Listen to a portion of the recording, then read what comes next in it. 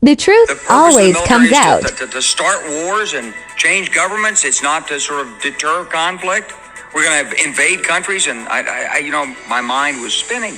They wanted us to destabilize the Middle East, turn it upside down. Now, did anybody ever tell you that? Was there a national dialogue on this? Did senators and congressmen stand up and denounce this plan? Was there a full-fledged American debate on it? Absolutely not. And there still isn't. I was leaving the Pentagon, and an officer from the Joint Staff called me into his office and said, I want you to know, he said, sir, we're going to attack Iraq. And I said, why? He said, we don't know.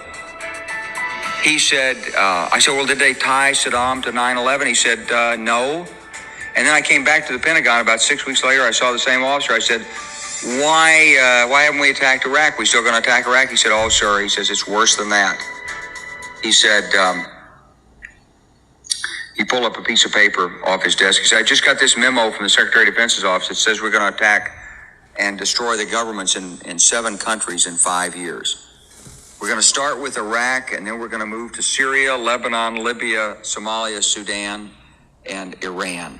It was a pretty stunning thing. You mean the purpose of the military is to start wars and change governments? It's not to sort of deter conflict?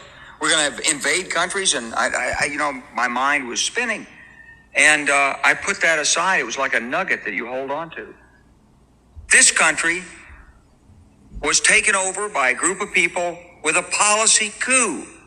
Wolfowitz and Cheney and Rumsfeld, and you could name a half dozen other collaborators from the Project for a New American Century. They wanted us to destabilize the Middle East, turn it upside down, make it under our control.